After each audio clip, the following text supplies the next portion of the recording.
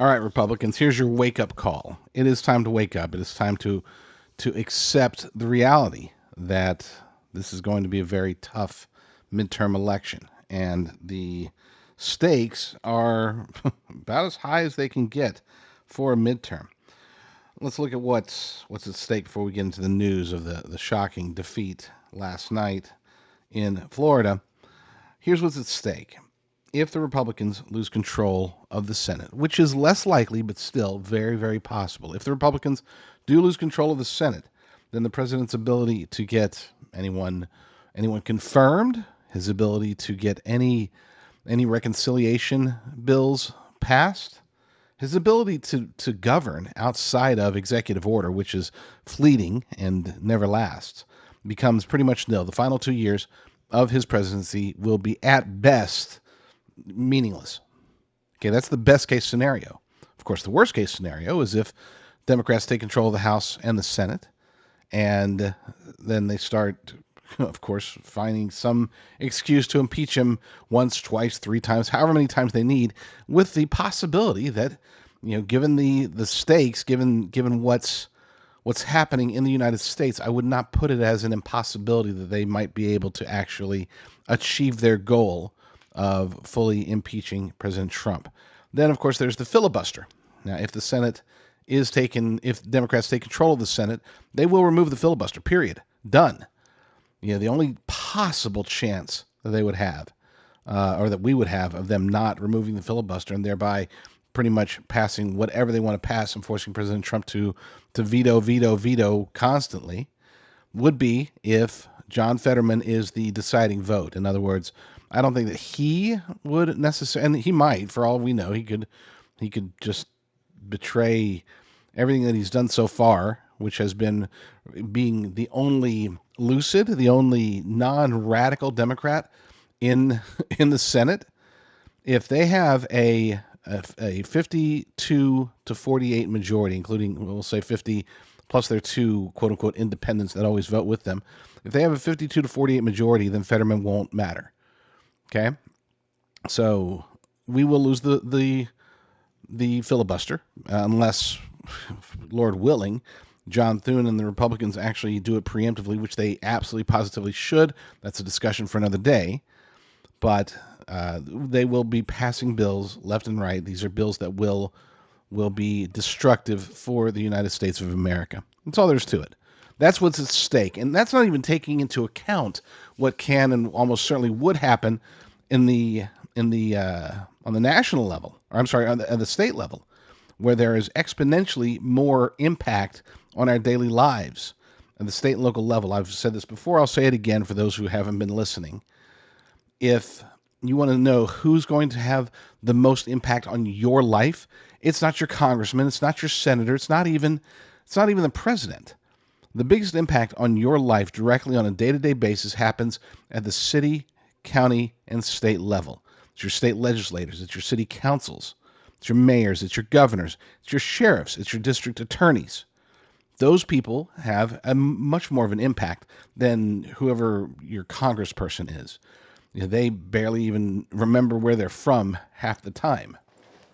They rarely go back unless they're going to vacation. But that's a discussion for another day. How we desperately need to localize, even at the national level, localize government. But again, discussion for another day. Let's look at what happened last night. And for this, we're going to turn to my second favorite guy over at CNN. And by second favorite, he's the least hated man, as far as I'm concerned, at CNN. Okay, you got Scott Jennings, great. Scott Jennings is amazing. He's a good guy, knows his stuff. Little establishment for me. Okay, I'm not like crazy about him being in Congress or being in government at all. But as a talking head on CNN, he really does bring a certain level of entertainment and a distinct level of sanity to an otherwise insane crew over there, regardless of which show he's appearing on. Second favorite, though, is Harry Enton. He is a leftist. He's a Democrat. He roots Democrat all the time, but he's at least relatively honest when it comes to understanding the numbers. That's his job. Okay, he's supposed to analyze the numbers and then spit out what this all means. and he does a very good job at it. I would argue that of the major networks, he's probably the most skilled at it. Now, again, he does throw in his leftist leanings from time to time, but for the most part, he just spits out the truth, okay, which is hard to find over at CNN.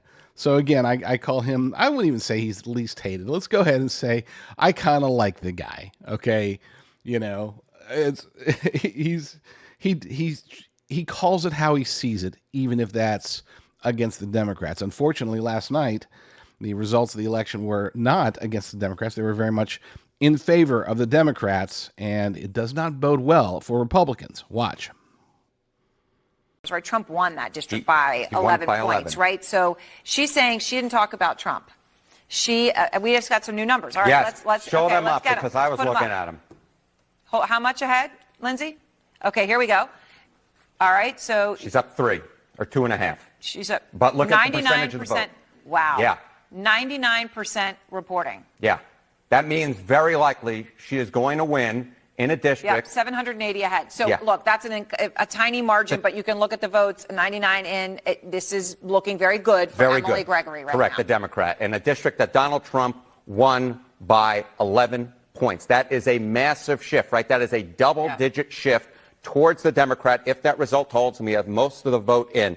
And what I will say, what is so important, it is happening now in Donald Trump's backyard, but it has been happening across the country. We have seen these massive shifts in these special elections. I looked at all of them, okay, so far to date, the state legislative, the federal special elections, and what no matter what it's for, no matter special election. Correct, for state legislative or federal for Congress, and what we've seen so far is a shift to the Democrats on average of 12 points. We have seen a shift of 12 points from the Kamala Harris baseline, from what we saw. Which is about where this race looks like it's exactly right. Yes. This is emblematic, Erin, of what we have seen nationwide, which is a double-digit shift towards the Democrats versus that 2024 baseline. Right. And actually, well, you could tell me whether my math is right. If it's slightly larger. It would be slightly larger. Slightly larger. So what does this mean then for the midterms? Because you're taking, special elections of all sorts in all places. But now let's talk about the national midterm. Yeah, okay, we'll talk about the national midterms. There's a reason we're talking about this, and it's not just because it's in Donald Trump's backyard, though that's part of the reason why.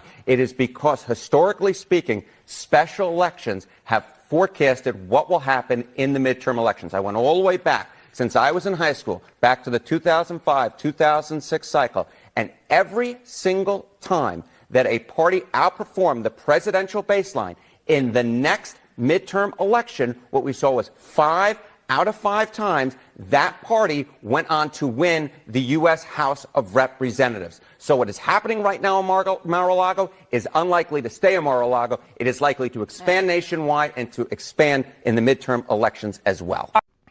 Scary stuff. I will say one thing, I guess a point of hope. There's a couple of points of hope, but one important point of hope that we can look to with the midterm elections, and as it pertains to trends and facts and polls and whatever history, this is a very different election year, and I would argue that every election going forward is going to be very different, even different from the previous election. We are in a state of massive transition, thanks in large part to technology and the way that humans are intellectually evolving or devolving, if you will, thanks to such things as artificial intelligence and mobile devices and TikTok and everything else. We are heading in a direction that is strange at best.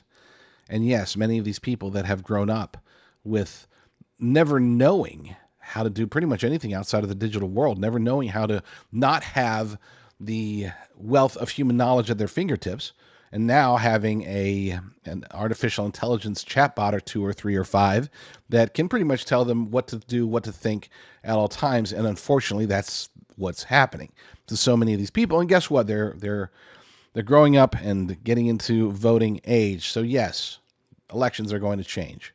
And that does mean that election trends can, for the most part, I wouldn't say they can be tossed out the window, but we don't have to fall victim to them when they're against us, nor can we get complacent when they favor us. The trend has always been that the first midterm following a new president, in this case, I know it's his second term, but we'll call him a new president because there was a term in between his. So this is, again, we'll call it Trump's first term, first 2 years, and this has been going on since the 70s. First 2 years, the president gets control, or his party has control of the House and the Senate. But during the midterms, either the House, the Senate, or both fall. In which case, the president, for the remaining 2 to 6 years of their presidency, whether depending upon whether they get 1 or 2 terms, the last part of their presidency, they can't do a whole lot. Just sign executive orders and hope for the best. Hope that they don't have to plug in a Supreme Court justice, for example, if they have to lose the Senate. God forbid that happens. We do expect there to be at least 1, possibly as many as 3 Supreme Court justices picked by President Trump, and it will be devastating if he has to do so with Democrats in control of the Senate. That would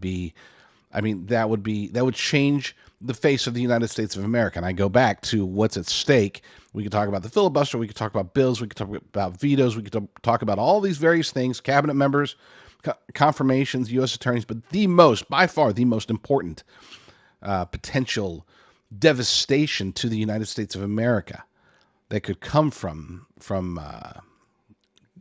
this Democrats taking control of the Senate is that if they do, and if the president has to select a Supreme Court justices, those justices that he picks will be very different from the ones that he would have picked had Republicans retained control of the Senate. Now, don't get me wrong, I haven't been exactly pleased with his 3 picks from his first term. They've been okay at best, but if he has to get a consensus pick, somebody that the Democrats would quote unquote allow, oh my gosh, it would be disastrous. It would change the face of the United States of America for decades. So again, that goes back to what's at stake. But now let's look at the trends. Let's look at what happened. Yes, big loss last night. And yes, we can blame this specifically on the complacency of the Republican Party. This is one of those trends that doesn't seem to end, and it needs to end right now. Like I led with, this is your wake-up call. The midterms cannot be another example of how Republicans only really come out in droves and come out to vote during presidential elections. We need people to vote in these midterms. We need the people who voted for President Trump, who gave him the landslide victory in 2024. We need nearly all of them to come back and vote again in the midterm elections. Now you might say, well, but the president's lost popularity, and as a result, blah, blah, blah. Look, the policies are still in play. That includes, of course, the economic policies, which I know they're unpopular now, but we can hope and pray that the economy is looking hunky-dory come midterm election time, at which point, hey, yeah, okay, so that's a positive for Republicans. What about foreign relations? Assuming that we get out of this war with Iran and we don't start any new wars, then that's going to end up being another positive for Republicans. But the big one, I think, is still going to be something that played a major role in the 2024 election, quietly, but it was ever present, and that is the wokeness factor. Democrats are doing their part to try to retain their credibility with the radical base that they have, and as a result, they are still continuing to virtue signal. We yesterday, we had the gubernatorial debate in California got canceled. Why? Because all of the candidates that qualified for the debate were white. That's why it got canceled. That's why USC and whichever media outlet was running it, they decided, you know what? This is too white. I mean, we got 6 people here. All of them are white, and that doesn't look good for California. So let's just go ahead and cancel. Of course, they threw out some odd excuses about the algorithm and there were complaints and protests and all this other stuff. It comes down to they didn't want to get embarrassed by having California, the wokest state of the nation, the trendsetter for the left, with 6 white people on stage. They just didn't want that to happen. And of those 6 white people, only one of them was a female. 5 straight white dudes and 1 white female, and 4 of them are all crazy. Those are the Democrats, plus the 2 Republicans. It would have been very funny to see, and so they decided they didn't want those optics. There's a lot more to it than that, and I know Chad Bianco has gone on some of the networks. I'm not going to play it because it's a little bit. I don't know. I don't know if I completely agree with his perspective, but there are other reasons for this to happen. Bottom line is that wokeness is still in play. They are still trying to have boys compete in girls sports. They're still trying to put men in women's locker rooms. They're still trying to define what a woman is. And that's going to play well for Republicans, and it needs to be highlighted as much as possible, pushed forward. Then, of course, there's the border component of it. We desperately need ICE to revitalize its image. Again, they've taken a beating, and it's been the most unfair thing I think I've ever seen in politics. The most unfair thing. More unfair, okay, less fair than the way that media has treated President Trump for years. President Trump can take it. President Trump has been hammered by media on and off for the entirety of his life. He knows how to handle it, and it makes sense, sort of, for them to embody him as the pureness of evil against the the Democrat, the wokeness, the leftist mentality. I can understand that, but for them to go after ICE the way that they have, legacy media, Democrats, leftists, this has been extremely unfair because it has, unfortunately, painted them in a negative light.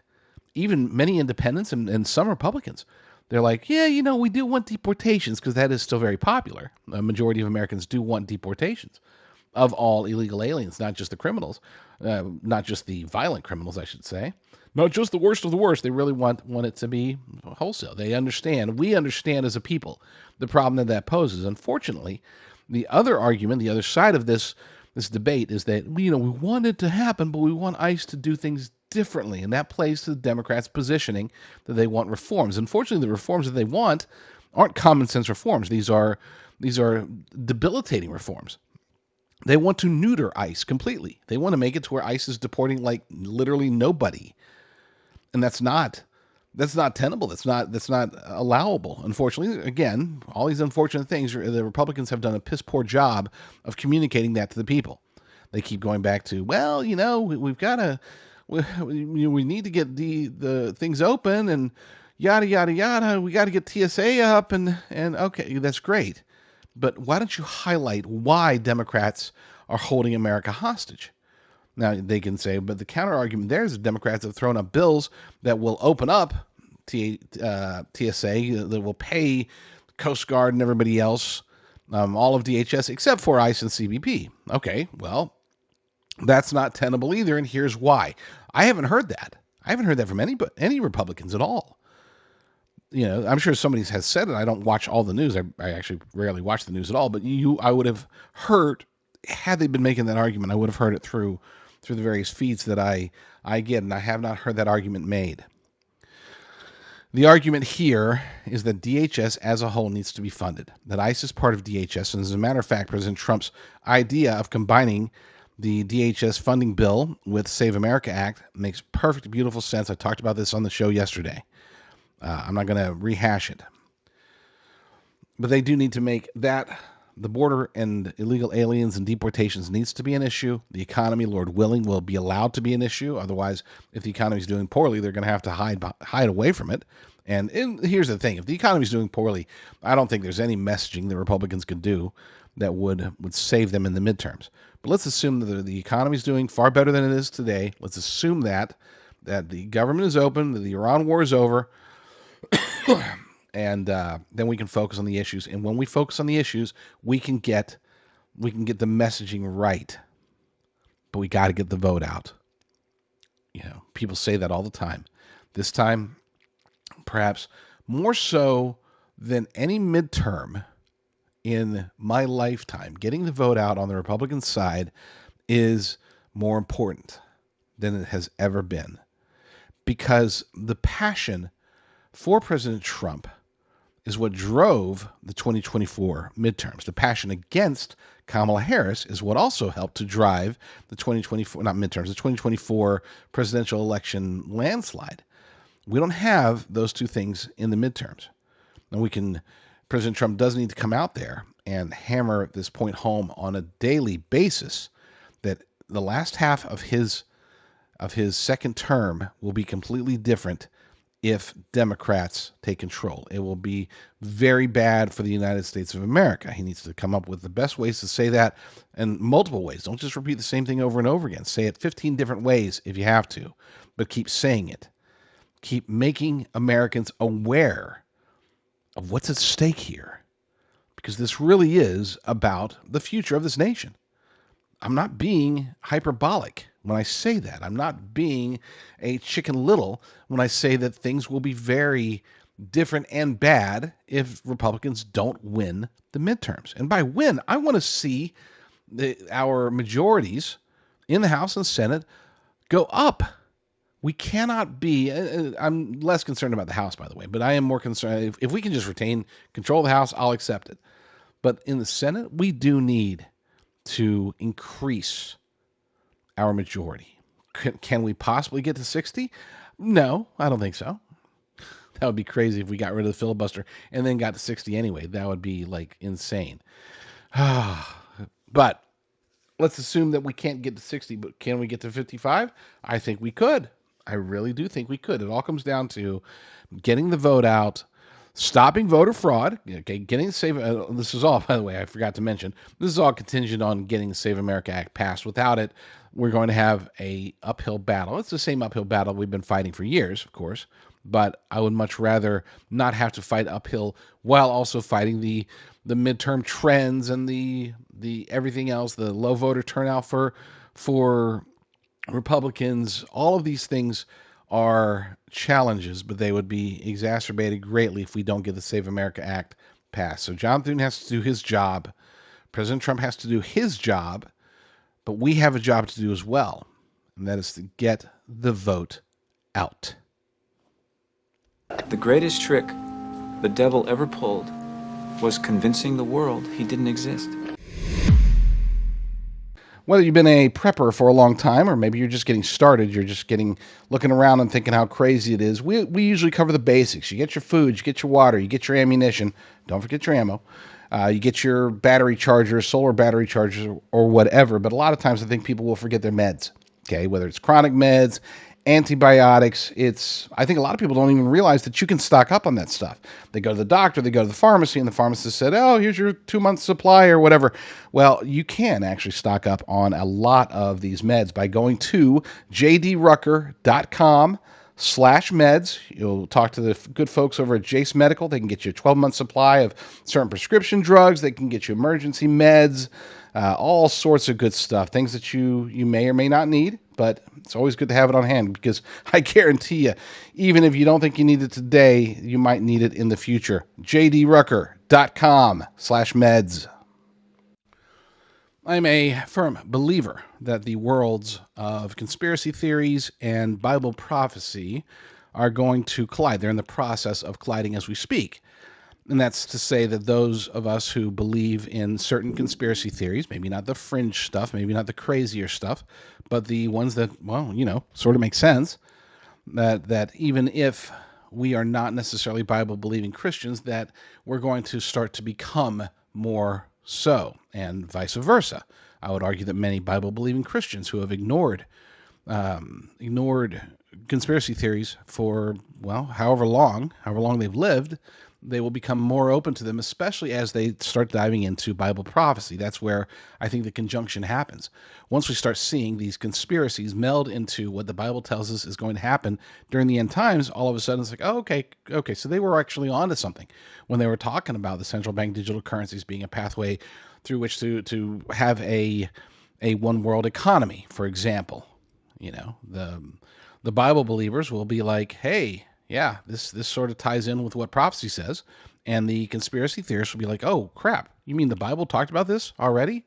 And I think there will be this convergence. Now, many of you probably listening right now are like me. We fall into both categories. I do believe in certain conspiracies. I don't see oftentimes how you can't, based upon the track record of these conspiracies. Not the conspiracy theorists. We've seen so many conspiracy theories that get get convoluted, get mixed in with the crazy stuff, because that's the way to quote unquote debunk them. That's the way to gaslight people into not looking at them.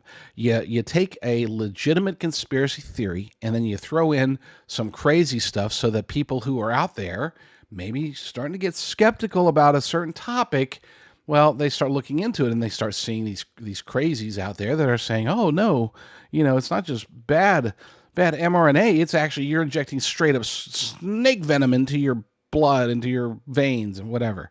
They combine legitimate conspiracies with crazy conspiracy theories, and that muddies the water. So, yeah, I think that we will see more of a convergence between the two disciplines, and it will all fall, in my humble opinion, it will all fall under the category of Bible prophecy being fulfilled, or at least pointed towards. Central bank digital currencies is, of course, one of the perfect examples. The rise of artificial intelligence and the beast system combining do also point to, wow, so that's how this particular prophecy makes sense, that it could come to pass. Whereas 10, 20, 30, 50 years ago, it'd be like, there's no way that could happen. That's all sorts of weird sorcery. This is crazy. I think that they will be brought together. But even if they're not, even if you're just a conspiracy theorist or just a Bible-believing Christian and not the other, then there's still reason to be both anxious and hopeful for the future. And if you're neither, if you don't believe in conspiracy theories and you don't believe in the Bible, then what the heck are you listening to me for? I'm just kidding.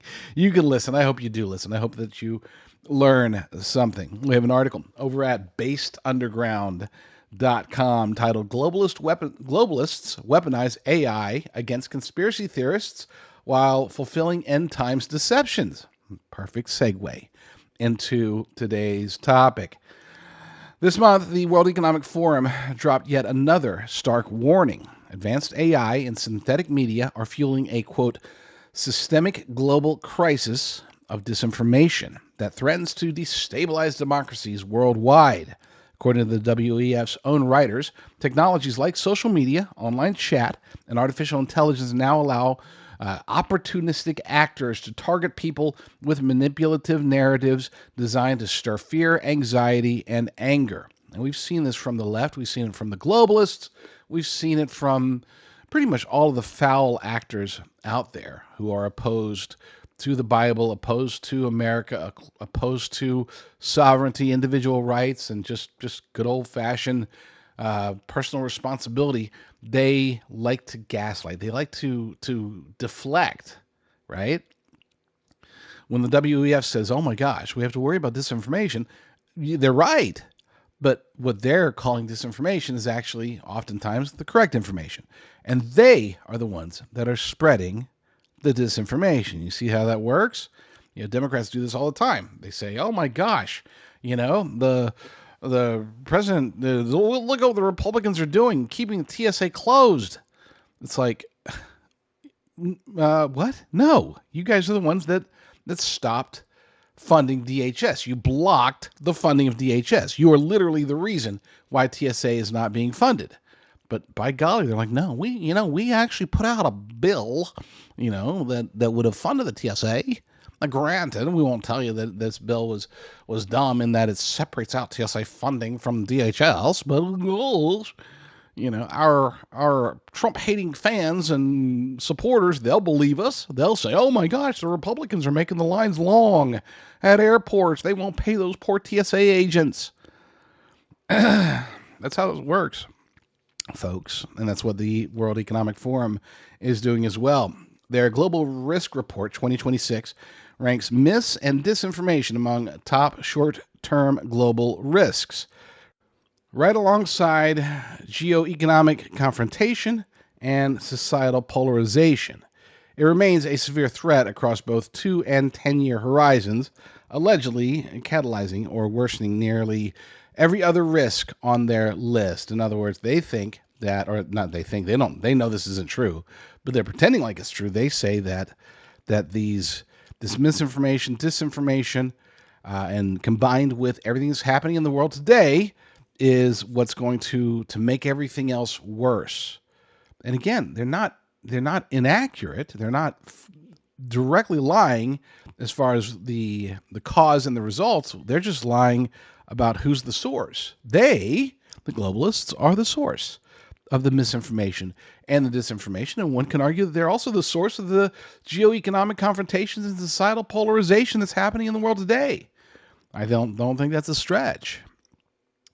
On the surface, this sounds like a reasonable concern about fake news in the digital age, but for those paying attention, the real story is far darker. This is not a neutral fight against falsehoods. It is the latest phase in a coordinated campaign to label any challenge to the globalist agenda as dangerous disinfo and justify the rollout of AI-powered censorship and narrative control.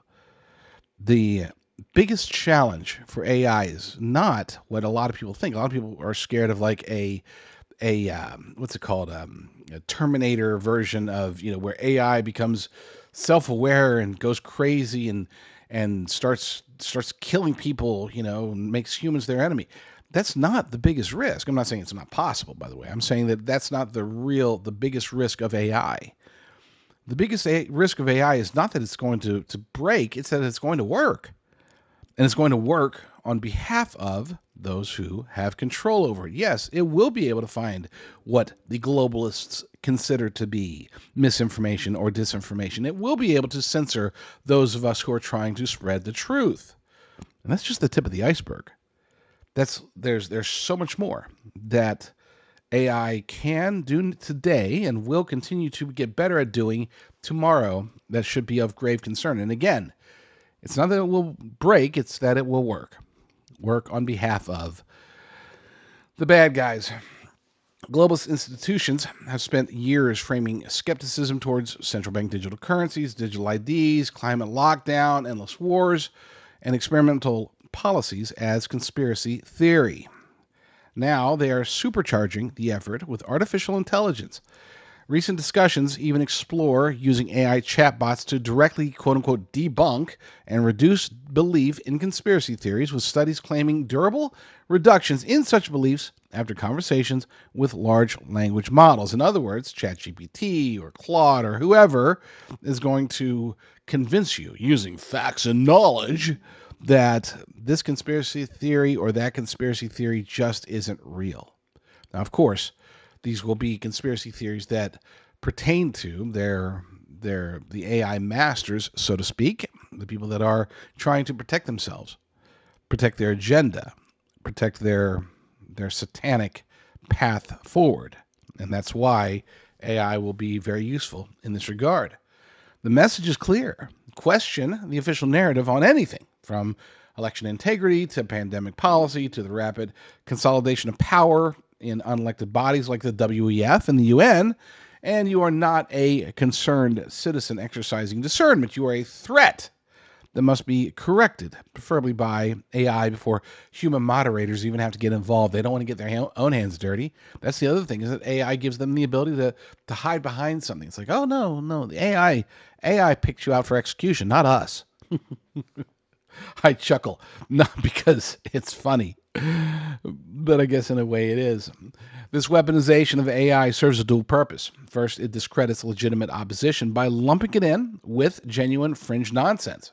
Second, it builds the technological infrastructure for a future where truth is whatever the system decides it is, enforced at scale through content moderation, search rankings, financial deplatforming, and eventually social credit style scoring.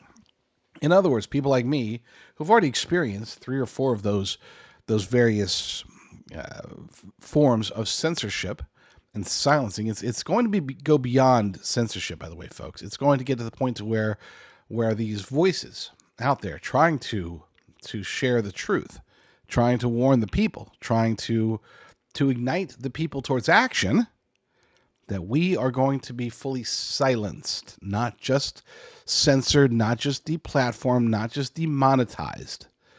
They're going to come after us, and they're going to use AI to find us wherever we are, and then make it to where the best that we can do is stay offline and tend to our homestead. They won't mind as long as we're not spreading the truth to anyone else. And I say that, but maybe they will mind. Maybe they'll just eliminate us altogether. It's possible. You never know. Scripture warned us that this exact dynamic would accelerate in the last days. In 2 Thessalonians 2, the Apostle Paul describes a coming strong delusion sent by God himself upon those who refused to love the truth and so be saved. The passage links that deception directly to the rise of the man of sin and the final rebellion before Christ's return. The globalists' obsession with controlling information flows and shaping cognition through AI is not random. It is a counterfeit attempt to play God, deciding what humanity is allowed to believe, whether the elites push cognitive resilience frameworks or treat human reasoning as something that must be governed like infrastructure. They are building the very mechanisms that could enable the strong delusion on a planetary scale.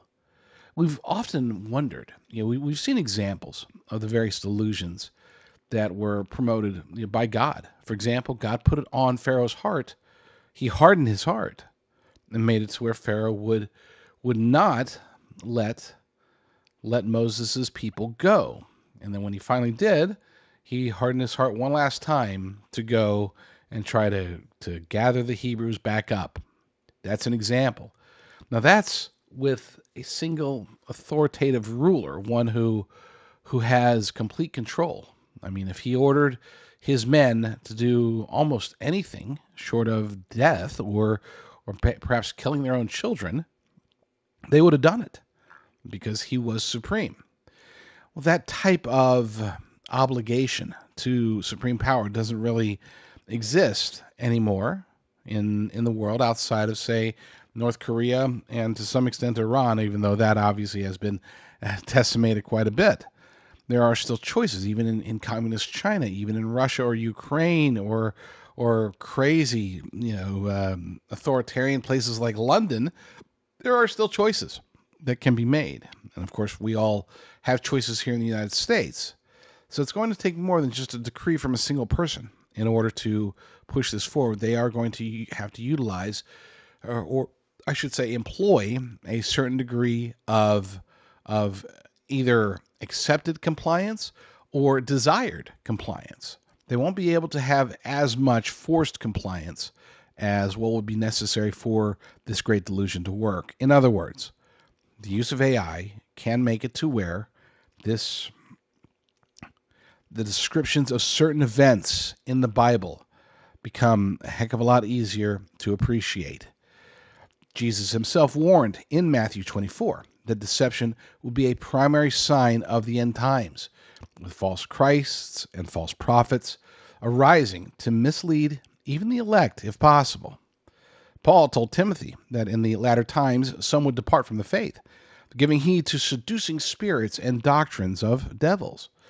The current path to pathologize dissent fits the pattern perfectly. We're seeing it in real time. We're seeing it not only manifest, but start to slowly take control. Now, this creeping control of AI is going to eventually, at some point, I don't know if it's this year or next year, maybe the year after that, but I can't see it extending much further than that. The creeping control factors will accelerate, and people will willingly allow it. We're already seeing it in the younger generation. This is why they're now passing bills to try to force kids to read 2 full books a year, right? Why? Because kids don't read books. They don't have to. They can ask AI to give them all the information they need in order to pass a test, to be able to retell the story. It's very similar to the old Cliff's Notes, for those of you old enough to remember those, except in this case it's interactive and questions can be asked. A kid can get an understanding of a 500-page book. They can get that nailed down in half an hour. They can get the basics enough to probably pass a test in about 10 minutes. And if they spend a full hour, asking questions with AI, they could become an expert on a book without ever having opened it at all. That's already happening today. They could even ask the AI to write a book report for them. This is happening too. We're seeing, what was it, last year? I think it might have been MIT or Harvard or some schnazzy school where like the valedictorian put up the prompts that he was using, the agents that he was using to run literally everything. In other words, he didn't do any of the work that got him the not valedictorian, magna cum laude at this particular college. Put up on the screen, gloating about how he cheated his way through college. This is becoming more and more common, and it's spreading well beyond college. I've seen it happening within the business world, within every business world. I say business world, it's not just business, it's everything. It's everything, folks. Now, a lot of you are like, well, duh, of course, you're seeing it. But what I've found is that there's a whole lot of you out there who have thoroughly avoided it. And I don't think that you realize the scope and scale that artificial intelligence has essentially taken over many aspects of Western culture, particularly in the United States of America. So who is really spreading these lies? We already know the answer to this. We already know that it's the globalists, but is it more than that? Is this a matter of principalities and powers? Is this something demonic, something even satanic that's driving all this? The quote-unquote New World Order, for those of you who are conspiracy theorists, but not necessarily Bible-believing Christians, that's how you might want to perceive it. For me, I perceive it as, again, the powers and principalities spoken of in the book of Ephesians. These are almost too blatant to ignore. So let's consider the track record. The same institutions. This is why I don't read teleprompters. The same institutions, now clutching their pearls over disinfo, spent years pushing narratives that later unraveled. Russiagate, the Hunter Biden laptop as quote-unquote Russian disinformation, the lab leak theory as a conspiracy. Was that really conspiracy? Did it really just not make sense to hundreds of millions of people worldwide when we were saying, yeah, I don't think that this came from bat soup? Didn't make any sense. And yet so many members of the masses believe that. The solution is never more open debate or transparency. It's always more control, more surveillance, more AI guardrails that just happen to protect establishment narratives while marginalizing outsiders. That's why we still have many people who believe in bat soup. We still have many people who believe that the Hunter Biden laptop was Russian disinformation. We still have many people who think that the 2020 election was legit and Joe Biden really got 81 million votes, far more black votes than even Barack Obama. There are people that think that. I know, it's crazy. But we have a responsibility, you and I do, as watchmen in these times. We must sharpen our discernment. The Bible calls us to test all things and hold fast to that which is good. That includes questioning official stories, but grounding our skepticism in truth rather than speculation. We don't want to go down rabbit holes. Okay, you can take this to the extreme, and the extreme isn't far off from reality. In other words, one of the reasons that I'm always hesitant to tell people don't go too deep into conspiracy theories is because it can grab hold of them and take them down a path that leads them into the fringe, leads them into the darkness. I've seen it. I've seen people. I know people who go down that road who started off as like, wow, this is sort of similar to Revelation. Then all of a sudden they're reading extra biblical texts, and then next thing you know, they're flat earthers. I've seen it literally just like that. And you don't want to go down that road. Now, you can't have too much Bible, to be clear. You can have too much conspiracy theory, but you can't have too much Bible. As a matter of fact, the Bible tells us that we should always be praying, and we should always be learning, spreading the gospel, reading our Bibles, pray, and then pray some more. So you can get too much conspiracy on the conspiracy side, but you can't get too much on the biblical side. There are practical steps that we can and should take. Here's 4 of them. Number 1, we must prioritize primary sources in Scripture over algorithmic feeds. In other words, don't get caught up in just what AI or search engines or anybody tells you. One of the reasons that all of my sites are human curated, and mostly by me and my editors, all the sites that I use even though they oftentimes will have hundreds of articles posted to them every day. Every single one of those articles was selected by a human. We don't use RSS feeds over at Discern Report. We don't use RSS feeds over at the Liberty Daily. We look at and hand select every single individual article. Now, I'm not going to say that I agree with everything that's posted at all the sites, because I'm not the only eyeball on them. I get accused oftentimes, for example, of being anti-Semitic. I'm the furthest thing you can find from being an anti-Semite. But there are those who like to blame the Jews for everything that work for some of the same places that I work. And that's fine. That's how it is. They're welcome to their opinion. I'm welcome to mine.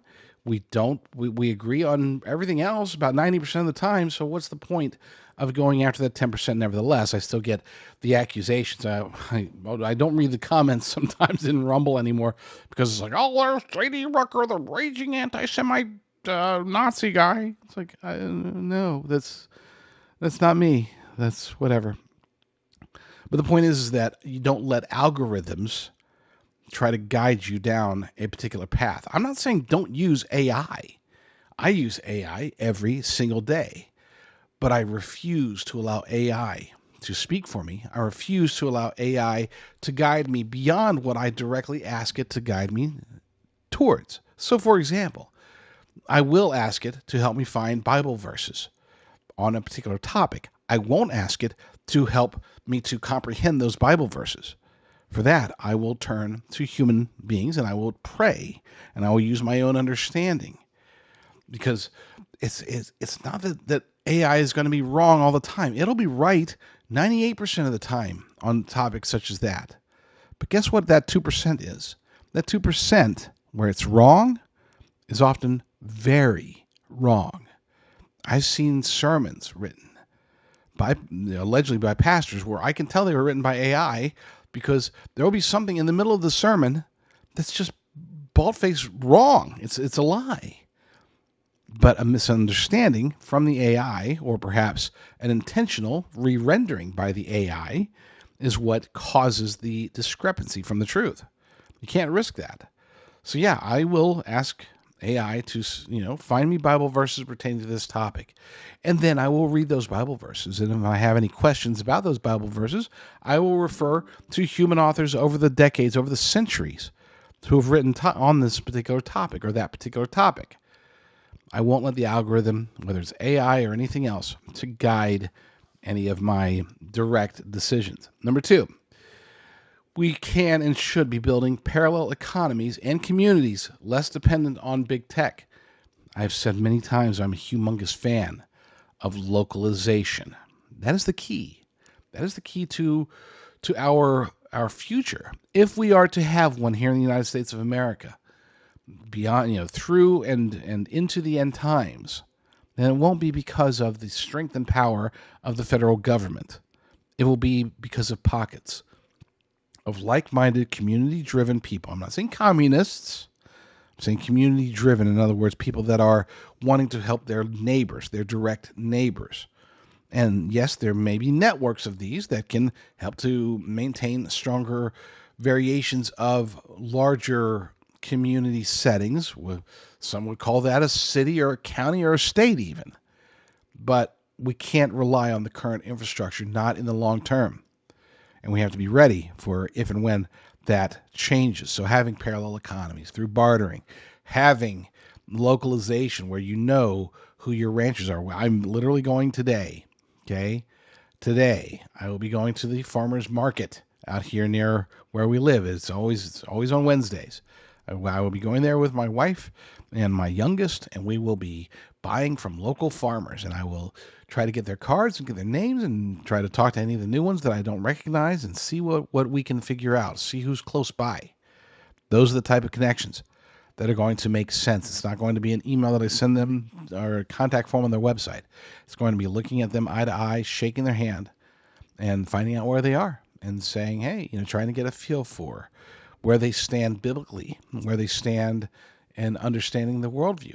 it can be challenging sometimes, but if you do it enough, you start to get used to it. You start to see the signs of people that are concerned. And like, for example, with ranchers or farmers or these people that I talk to, these farmers markets, I'm like, yeah, this is great. I've got, I can use my dehydrator or my freeze dryer, so I can store this away for 25 years.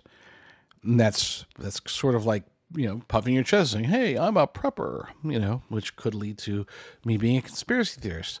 I might say things like, praise God, you know, to see what their reaction is. Or sometimes I might just come out and ask them, like, are you guys consider yourselves like a conservative company, a Christian company? Do you maybe even like a conspiracy theorist? And they'll just tell you, yeah, no, I don't really buy into that stuff. Or no, we just really just do the farming. It's like, okay, great. Oh, the food's great. I love it. Thanks. There's nothing wrong with making connections with those who aren't like-minded. It just makes it a lot easier when they are. Number 3, teaching our families biblical prophecy so they can recognize the signs instead of falling for the delusions. I think that's, I noted earlier that we have to recognize for the sake of making sure that we can point to where we are on the map. And it will also benefit those who maybe aren't believers today, who will see, oh, wow, the Bible said that this is going to happen. Here it is happening. It must be correct. Therefore, I need to look into the Bible. And that's an idealistic way of looking at it, but it can happen. I think it almost certainly will happen. But there is also the protective aspect of it. People say, you know what, I don't really look into Bible prophecy too much. I think it's a distraction from the gospel. No, I think it's a reinforcement of the gospel. People that separate that out and say, you know what, I don't really look into Bible prophecy. I read the rest of the Bible. It's like, I just wonder to myself, how could you possibly come to that conclusion if you've read any of the Bible? The Bible says specifically that you're supposed to read the Bible. The book of Revelation specifically says that those who read it and they that hear the words of the prophecies written therein will be blessed. So why wouldn't you? I mean, sort of a no-brainer. But I think that the reason that it is so important is that if these strong delusions start to affect people, they will be less likely to be, and I'm talking about affecting Bible-believing Christians, they will be less likely to succumb to the delusions if they have an understanding of that Bible prophecy.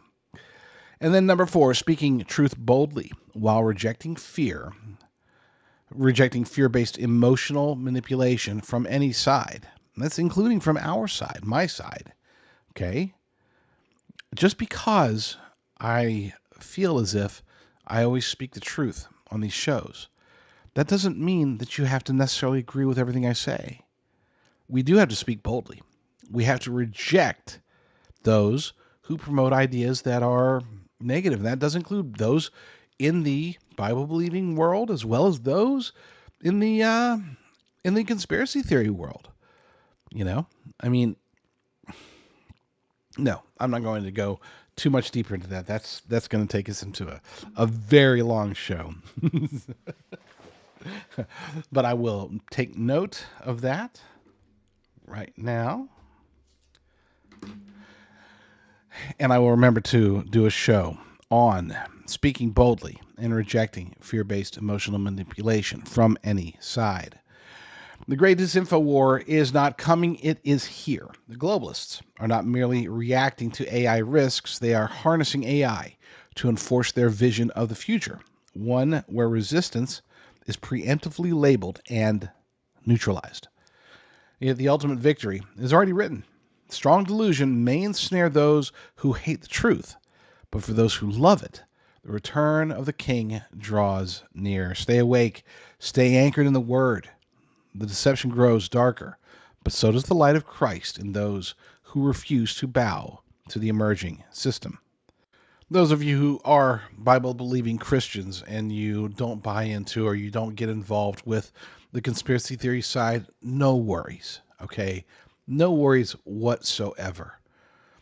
As long as you have your salvation, as long as you feel truly connected to Jesus Christ, as long as you are saved and reborn, as long as you are living your life as a new person, I don't think that I truly believe that you'll be fine with or without the conspiracy theories.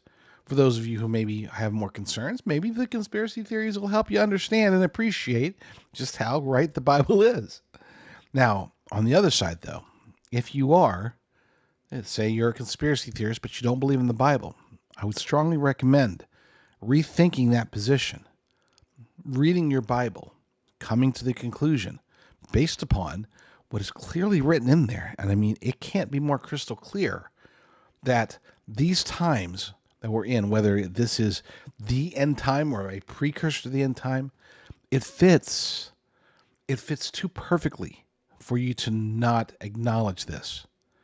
Okay, even if you might say, well, but it's lies and manipulation. Is it really?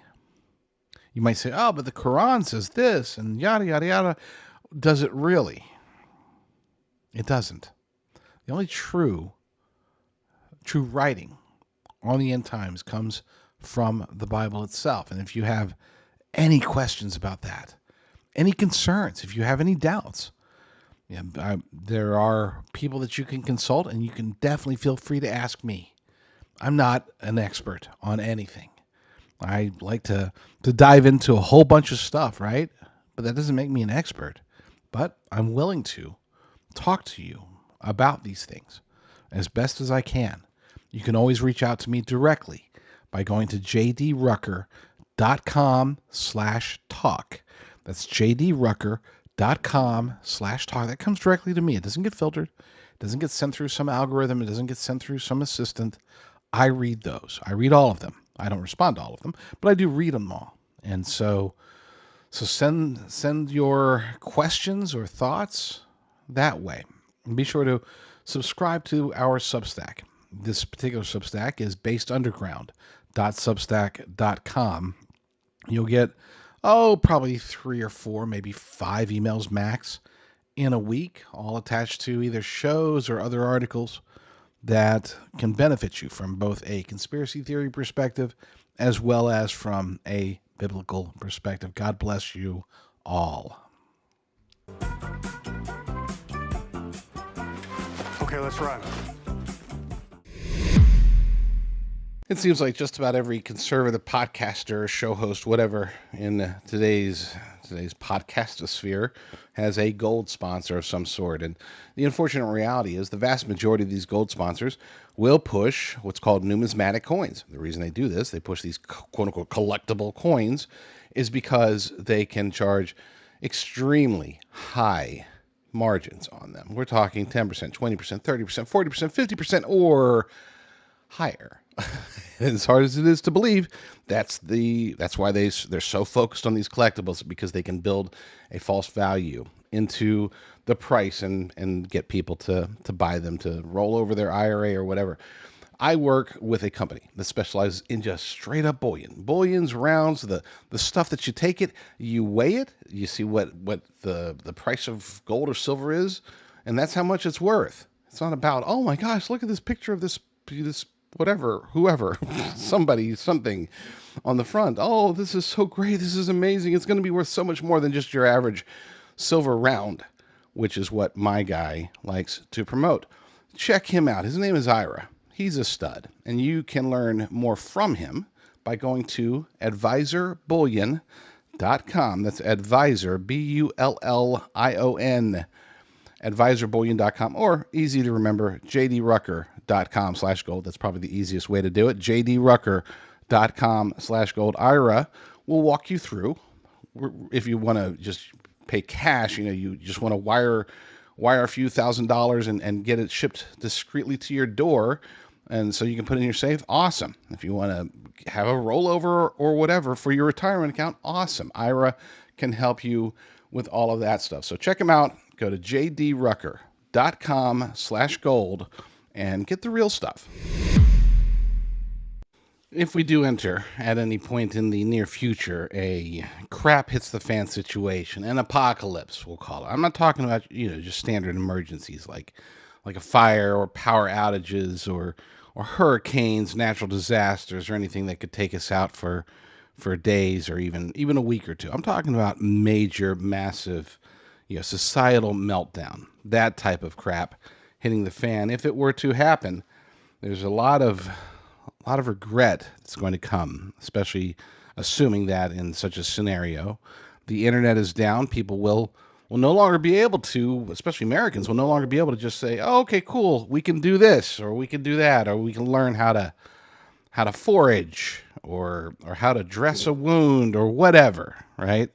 All those skills that we currently rely on, we have access to, the wealth of human knowledge, the pretty much everything that is known to humans, we have access to it in our hands, in our smartphones, right? You ask it a question and it'll give you the YouTube video or the article or the Wikipedia or whatever that says, okay, well, this is how it's done. And a lot of these apps nowadays, you could take it and point your phone at a plant and say, is this edible? And it'll say, yeah, well, as a matter of fact, this is whatever, Sorbifius canosis, and it's edible and has lots of vitamin A. Well, all those things could be gone in an apocalyptic situation. And if they are, what are we going to do? What are you going to do? I guess the important part, it's not what we are going to do. Society itself would not be able to manage it. We are very spoiled here in Western society, especially in the United States of America. And I would say most Americans wouldn't know where to get water if CVS and grocery stores were out of it and the taps weren't spitting it out.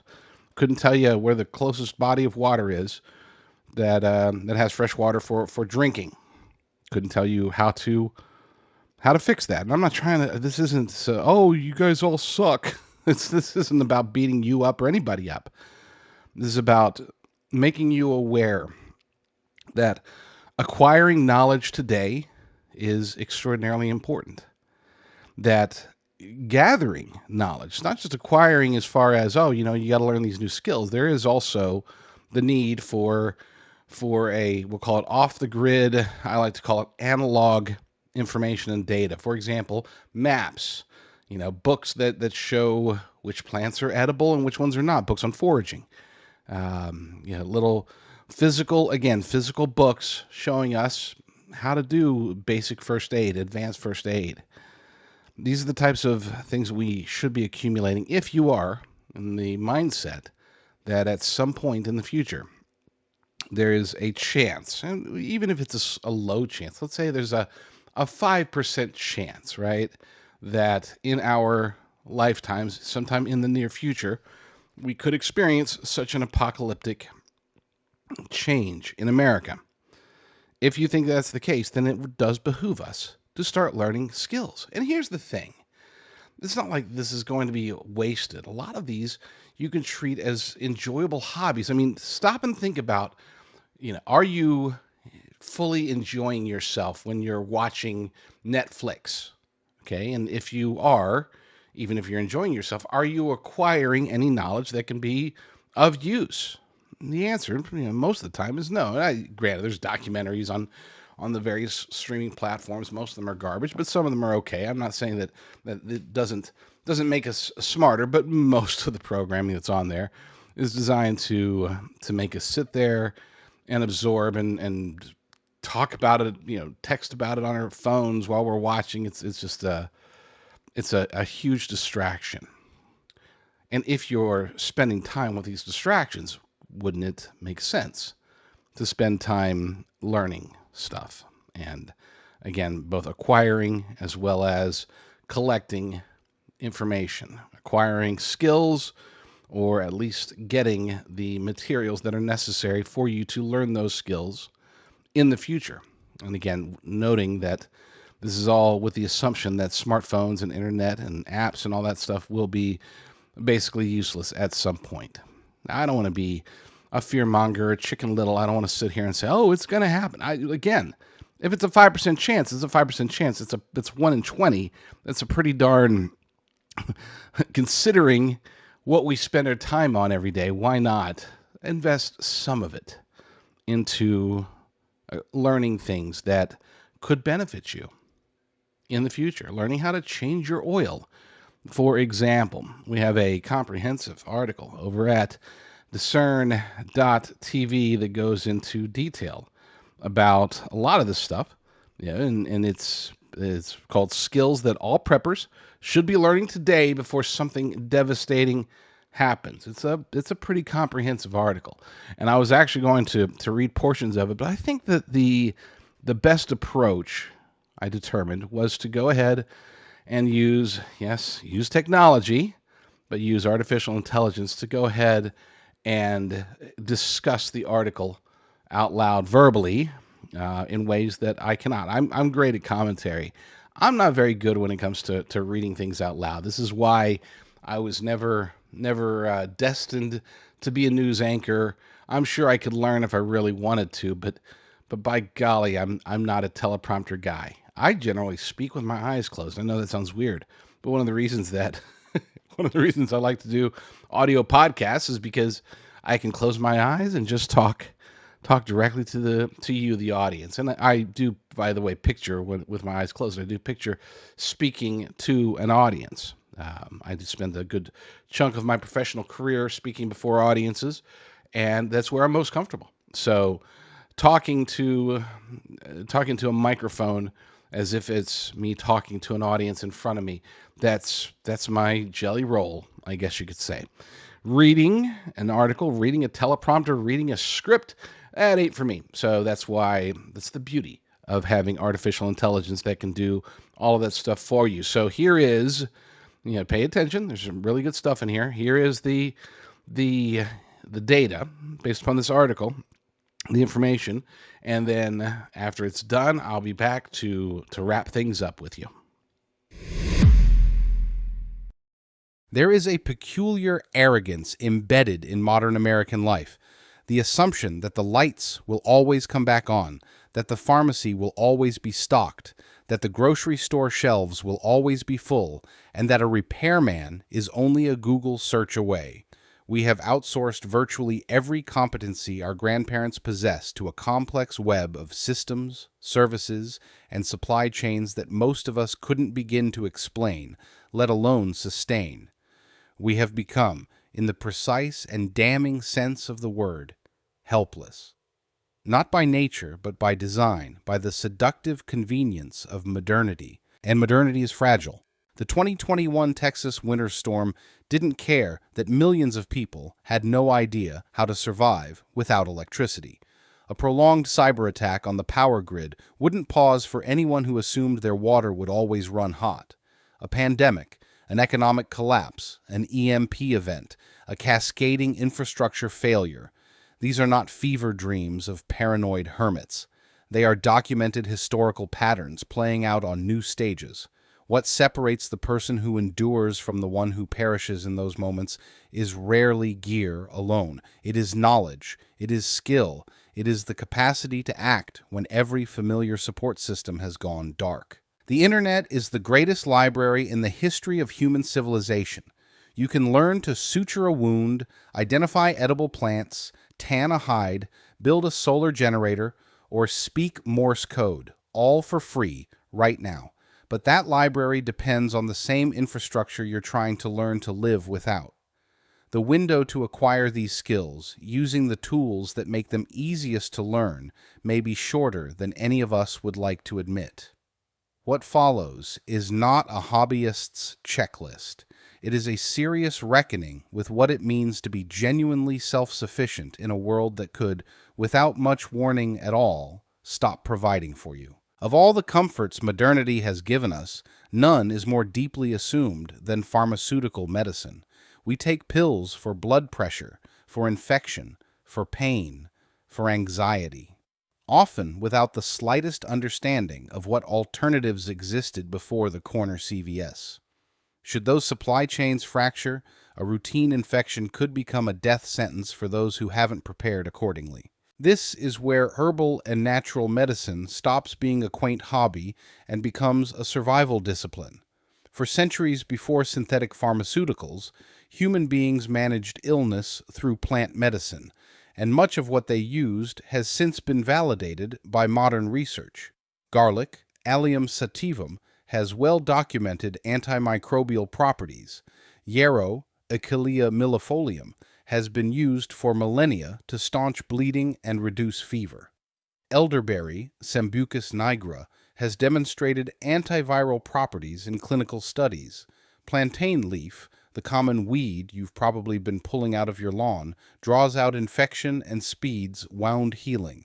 Usnea lichen, known as old man's beard, has been called nature's antibiotic for its strong antimicrobial properties. The prepper's natural medicine cabinet should include working knowledge of wound care. Beyond bandaging, you need to understand which plants serve as natural antiseptics. Raw honey, particularly manuka, has been used clinically for wound dressing. Calendula makes an effective healing salve. A poultice of comfrey or plantain can draw out infection and reduce swelling. Knowing how to pack and dress a wound under pressure without sterile hospital supplies is a skill that saves lives. Infection and fever. Echinacea and elderberry can help stimulate immune response during early illness. Willow bark contains salicin, the precursor to aspirin, and can be made into a tea for fever and pain relief. Learning to make tinctures, alcohol-based herbal extracts, infused oils, and decoctions, boiled plant medicines, means you can produce remedies from plants you've grown or foraged rather than depending on a supply chain. Respiratory illness. Thyme and mullein have both demonstrated effectiveness as expectorants. A simple steam inhalation with eucalyptus can provide meaningful relief in respiratory infection. Knowing how to make a chest-clearing herbal steam is not folk nonsense. It is practical medicine that will matter greatly when the nearest emergency room is inaccessible. Pain management. St. John's wort has been extensively studied for mild to moderate pain and nerve pain. Clove oil has been used for centuries as a topical analgesic, particularly for dental pain, a condition that becomes acutely serious in a world without dentists. Beyond plant medicine, every serious prepper should pursue formal wilderness first aid certification. Courses offered through organizations like NOLS, National Outdoor Leadership School, or Wilderness Medical Associates teach you to manage trauma, fractures, dislocations, wound closure, and shock in austere environments without access to hospitals. A basic knowledge of CPR is table stakes. Knowing how to recognize signs of sepsis, how to improvise a tourniquet, how to manage a sucking chest wound, or how to reduce a dislocated shoulder. These are the skills that turn panic into action. The book of Proverbs says, "A prudent man foreseeth the evil and hideth himself, but the simple pass on and are punished." Proverbs 22:3 KJV. It was true 3,000 years ago. It is just as true now. The prudent man has a medicine chest that doesn't depend on FedEx. The modern American has become so detached from food production that most children cannot name the plant a carrot grows on. We have reduced food literacy to knowing which aisle holds the canned goods. In a grid-down world, that kind of ignorance is dangerous. There are two parallel tracks every prepper should pursue: foraging and cultivation. Foraging for wild edibles is among the oldest human skills and one of the most perishable, because almost no one practices it anymore. The critical point that any honest guide must make at the outset is this: only roughly 5–10% of all wild plants are edible. The rest are either indigestible, unpalatable, or lethally toxic. Enthusiasm without knowledge is not just useless here, it is fatal.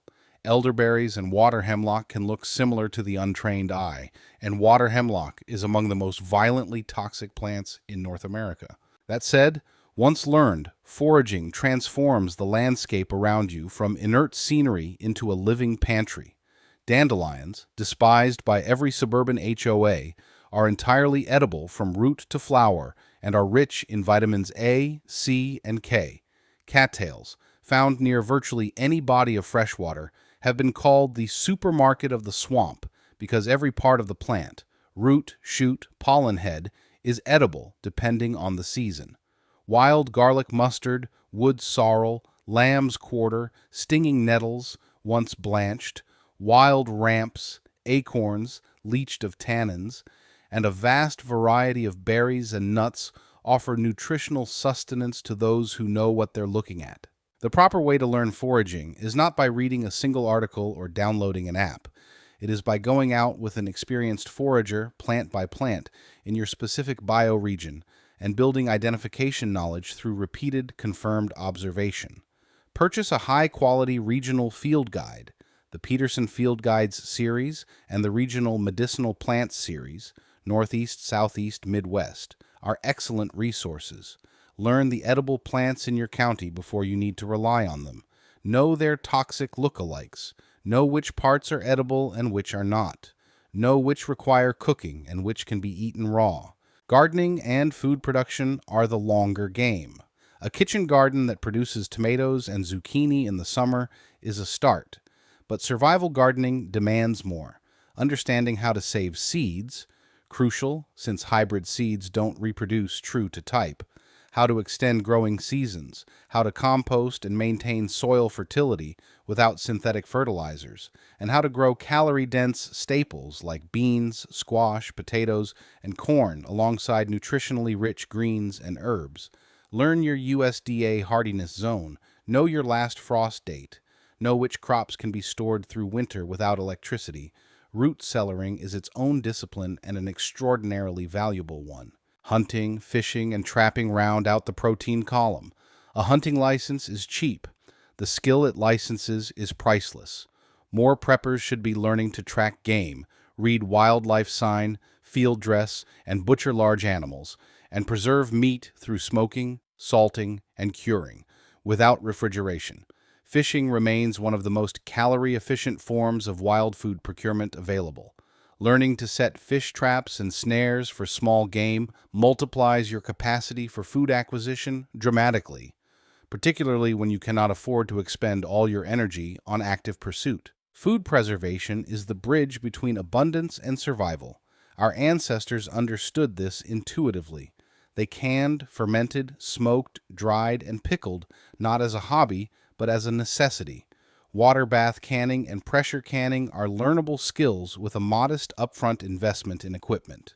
Fermentation, making sauerkraut, kimchi, kvass, and lacto-fermented vegetables, requires nothing more than salt, water, and a clean jar.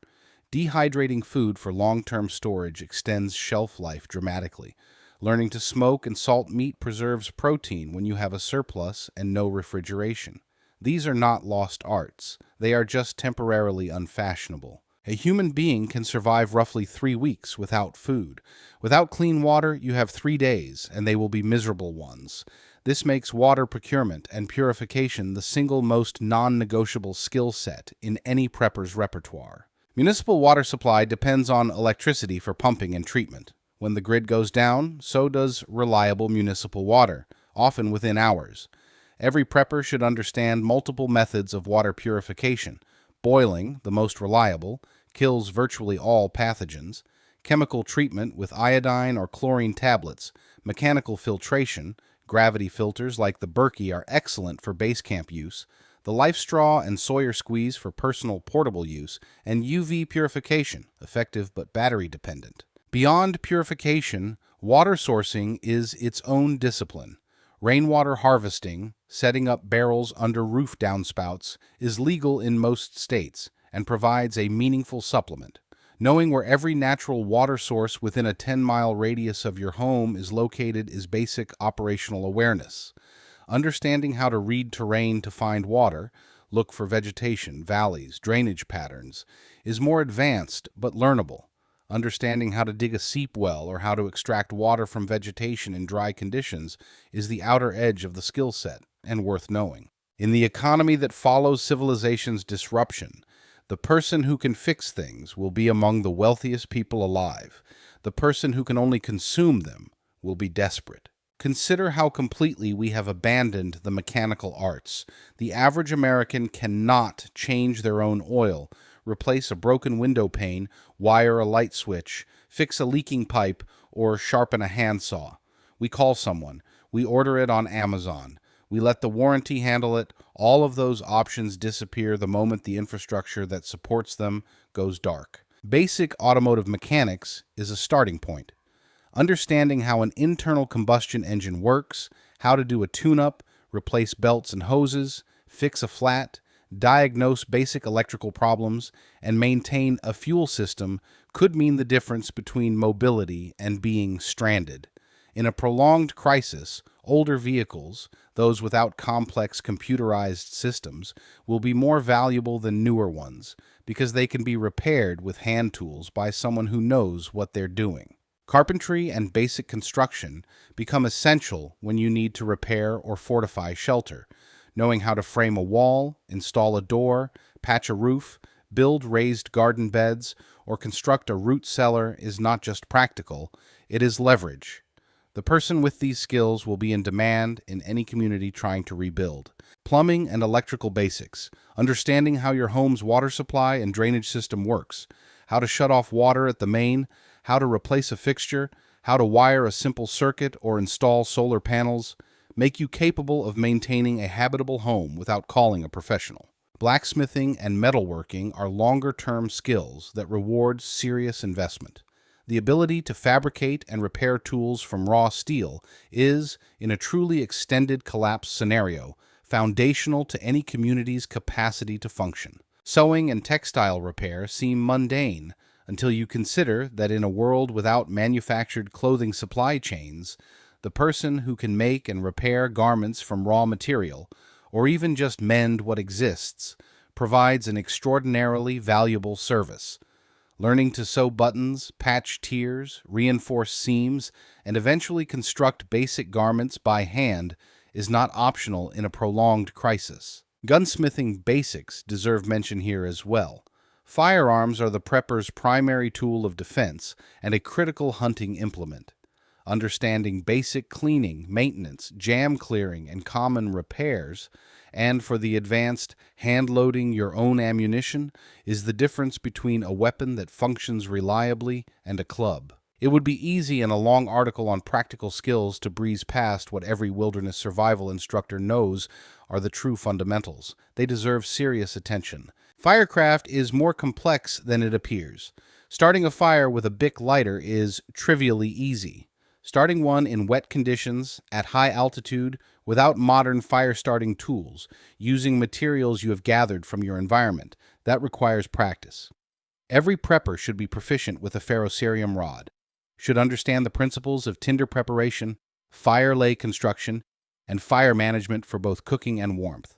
Fire starting is a perishable skill, meaning it degrades with disuse. Practice it regularly. Shelter construction, knowing how to build an effective improvised shelter from natural materials, addresses the immediate threat of exposure, which kills far faster than starvation. Understanding the principles of insulation, moisture management, wind protection, and ground insulation allows a person to survive nights in conditions that would otherwise be lethal. Land navigation without GPS is a skill that has been nearly exterminated by the smartphone.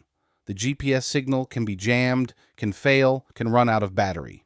Map reading, the ability to interpret topographic maps, understand contour lines, identify terrain features, and correlate what you see on a map with what you see on the ground. Combined with compass use, including declination adjustment and triangulation, is fundamental. This is not a difficult skill to learn. It simply requires investment and practice.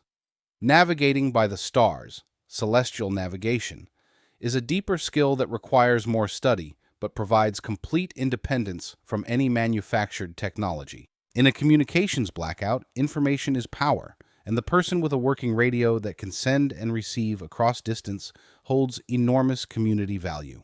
Ham radio, amateur radio is the prepper's communication answer.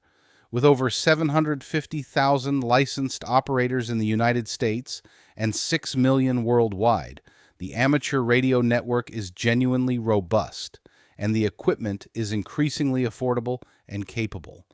A technician class license from the FCC requires roughly 10 hours of study and opens access to regional VHF and UHF networks.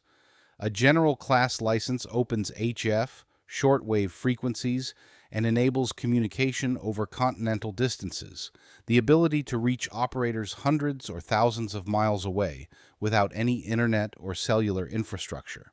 The important thing about ham radio is that it must be practiced regularly to be useful in crisis. Many preppers purchase a radio and let it sit in a drawer. This is nearly useless. Getting licensed, joining local emergency preparedness nets, practicing the equipment, and learning how to operate under field conditions, including solar-powered charging of equipment, turns a radio purchase into a genuine capability. Beyond ham, every prepper should understand how to signal for help without electronics. Signal mirrors, ground-to-air signals, whistle codes, and the basics of Morse code. These are durable skills that require no battery. No skills list is complete without acknowledging the dimension that determines whether all other skills can actually be deployed. Mental resilience. The statistics from wilderness survival emergencies are sobering. People with more gear and more theoretical knowledge than their rescuers have died because they panicked, made poor decisions under stress, and could not tolerate uncertainty. Mental fortitude, the capacity to remain calm in the face of genuine danger, to prioritize clearly when everything is wrong, to tolerate discomfort without becoming paralyzed, and to lead others when leadership is desperately needed, is itself a learnable and practicable skill.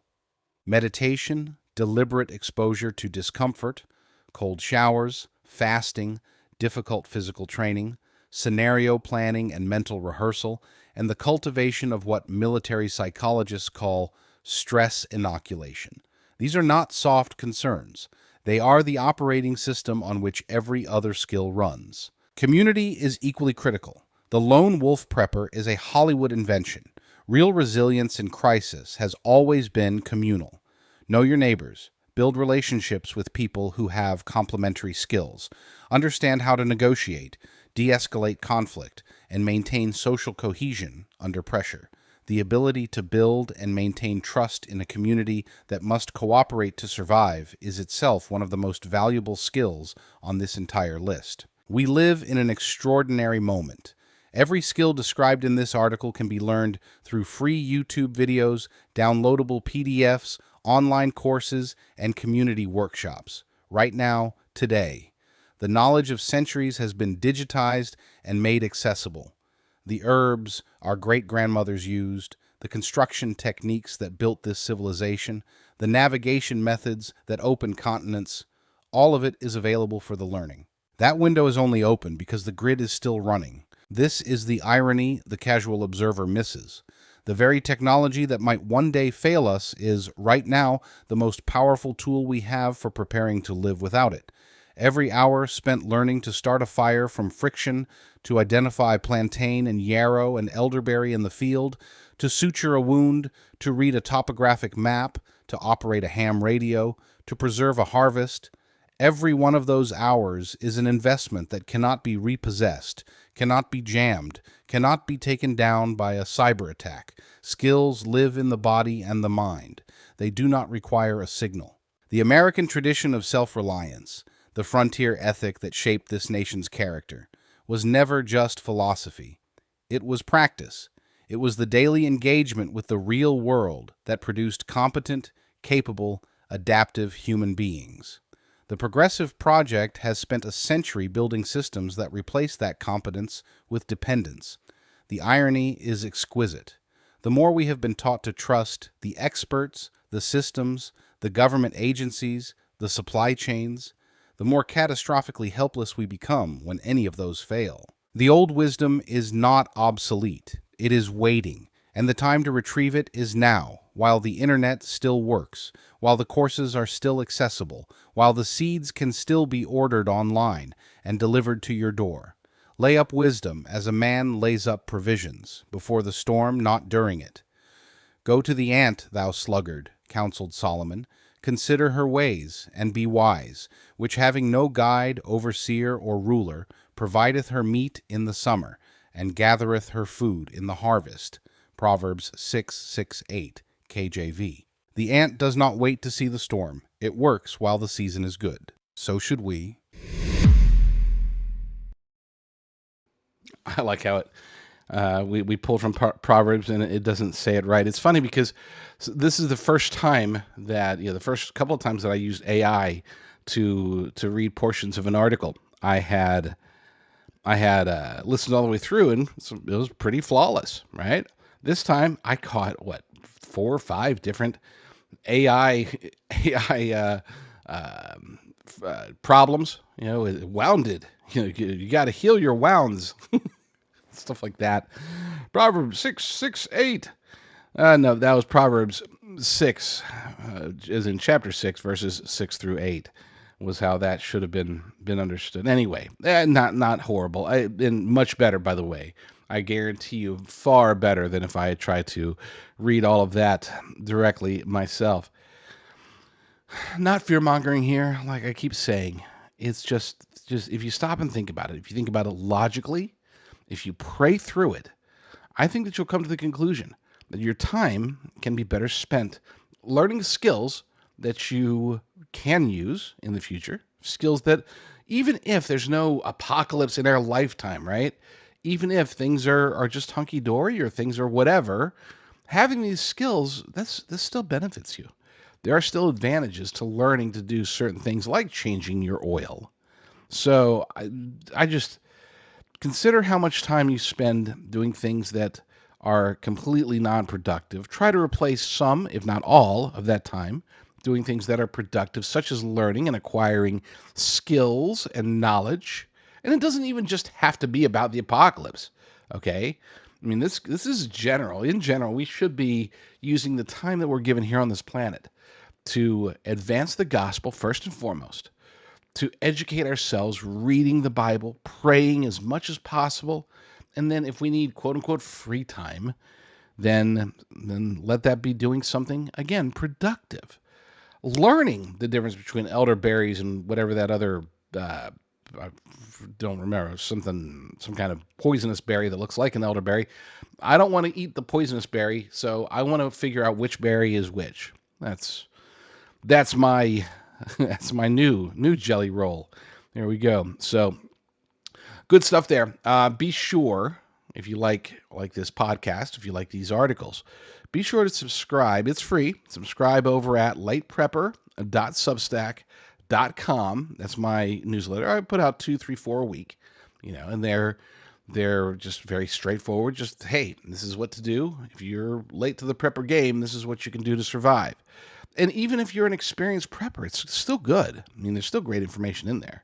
I have found that as somebody who's been doing preparedness and prepping and survival skills for decades now, that I still, come upon stuff that's like, wow, I had no idea. I'm not talking about the advanced stuff. There's always going to be advanced stuff that we need to learn. I'm talking about basics, okay? I'm still learning the basics, and this is after over a decade of doing it. So, yes, even if you are an experienced prepper, I would recommend subscribing. It's lateprepper.substack.com. God bless you all, and let's survive whatever is coming together. The cadet's logic is sound.